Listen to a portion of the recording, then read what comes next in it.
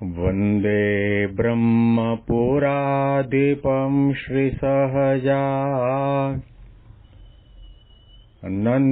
च मूलाक्षरम्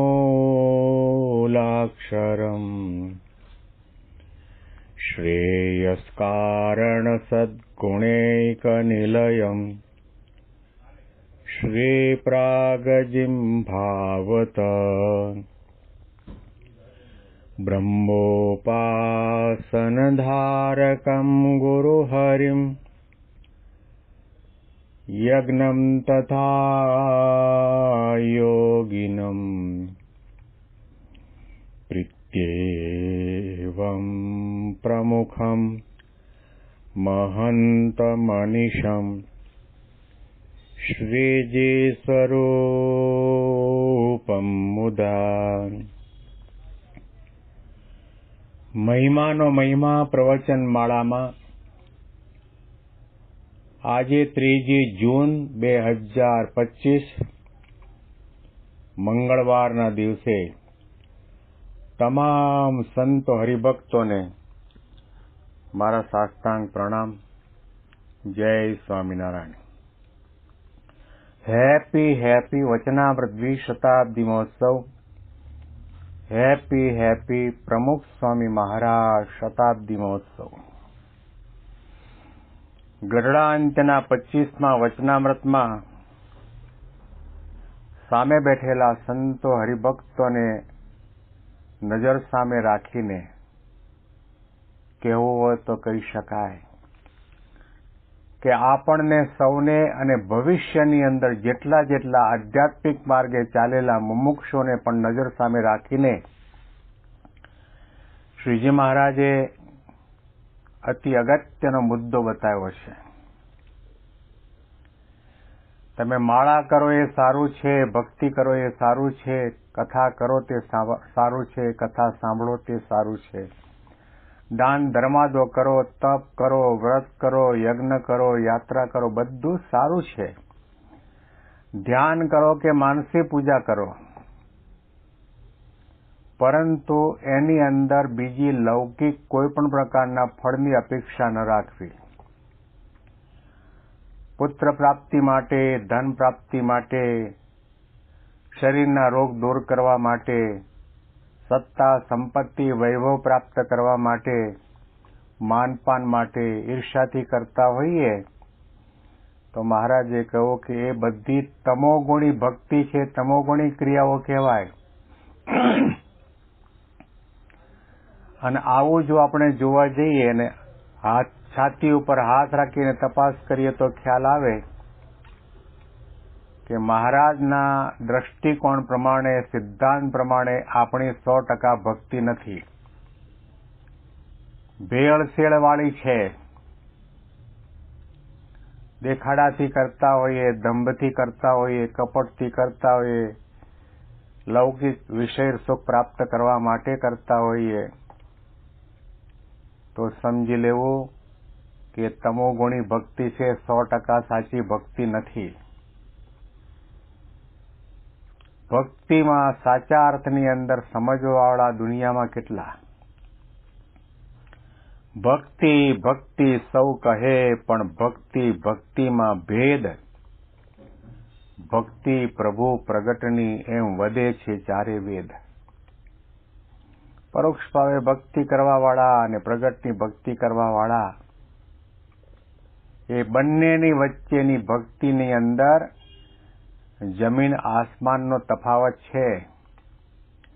સકામ ભક્તિ કરવાવાળા અને નિષ્કામ ભક્તિ કરવાવાળા ભક્તોની ભક્તિની વચ્ચે કરોડો યોજનનું છેટું છે.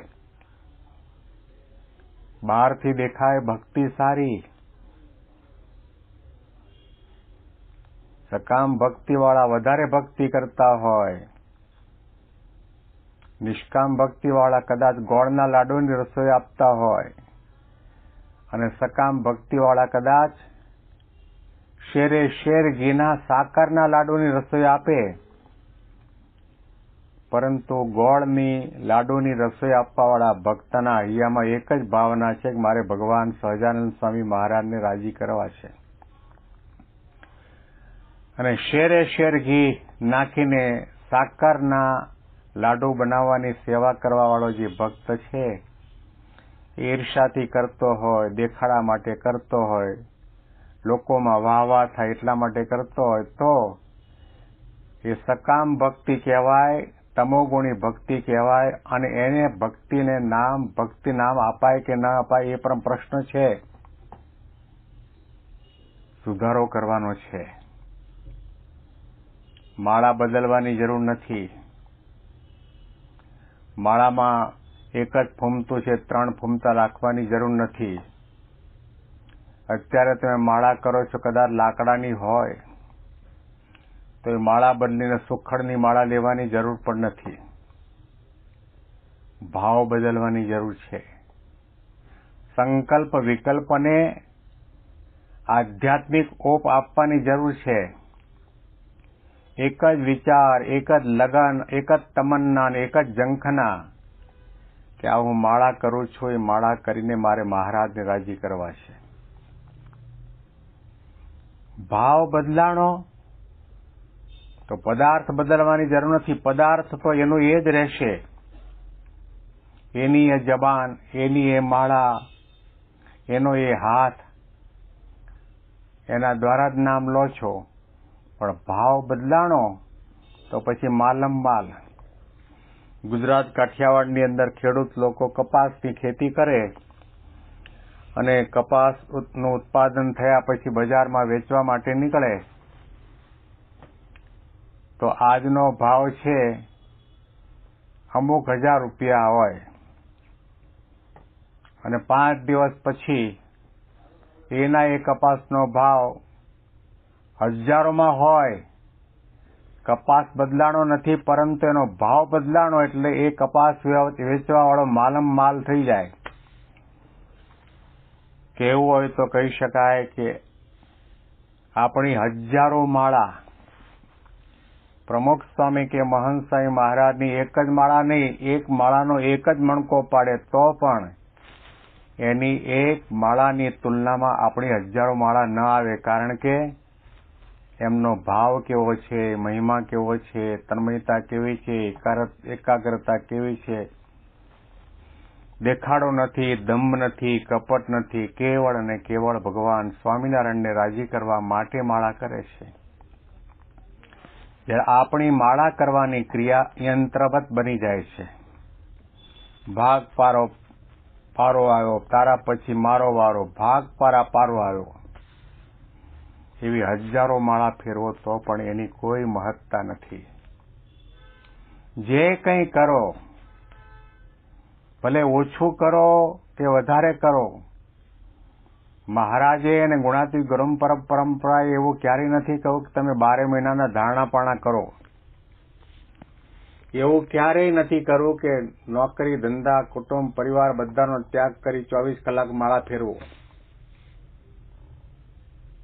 એમણે એટલું જ કહ્યું છે કે જેટલું તમારાથી થાય એટલું શ્રદ્ધાપૂર્વક કરો, મહિમાથી કરો, પ્રેમથી કરો, ઉત્સાહથી કરો, નિષ્કામ ભાવે કરીને કરો, સંત અને ભગવંતને રાજી કરવાની ભાવનાથી કરો.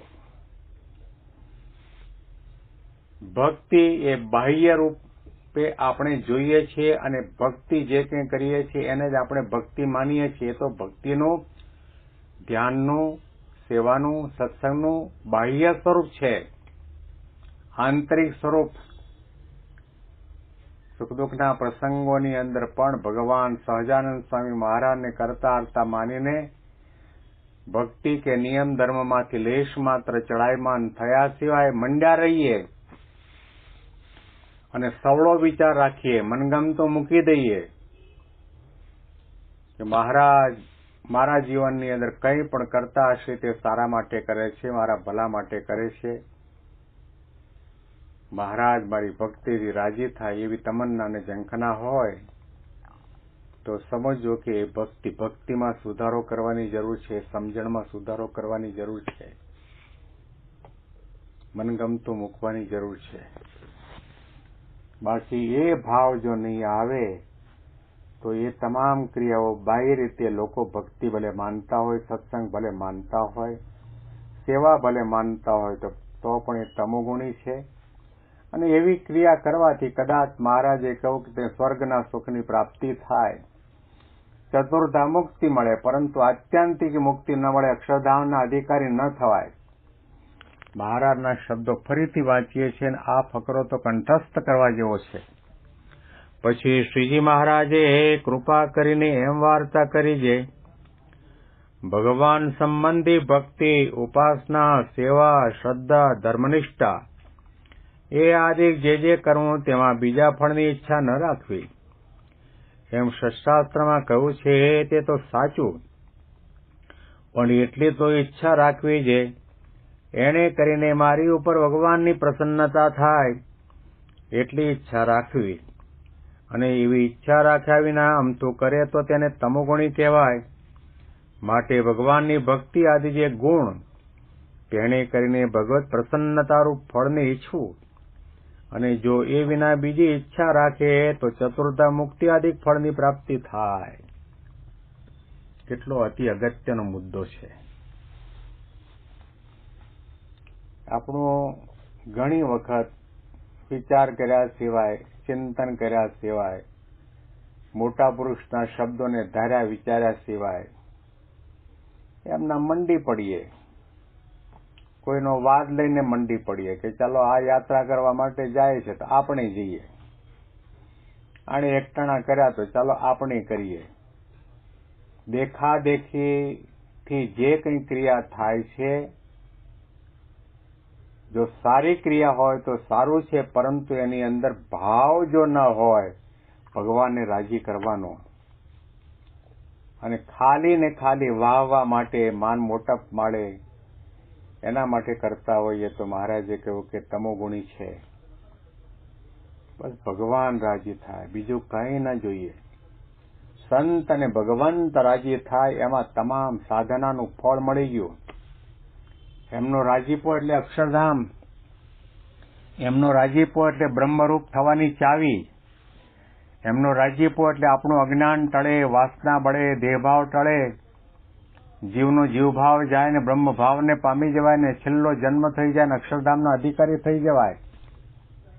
રાજીપામાં કેટલું રહેવું છે આપણને ખ્યાલ નથી. રાજીપો એટલે એમ કેવો હોય તો કહી શકાય ભગવાનનો સાક્ષાત્કાર. રાજીપો એટલે ગુરુનો સાક્ષાત્કાર, અને રાજીપો એટલે ભગવાન અને સંત અને આપણા ઉપર કરોડો કરોડો અભયસ્ત છે. આના અનુસંધાનમાં વિશેષ વાતો આપણે આવતીકાલના પ્રવચનમાં સાંભળીશું. તમામ સંતો હરિભક્તોને મારા સાષ્ટાંગ પ્રણામ. જય સ્વામિનારાયણ.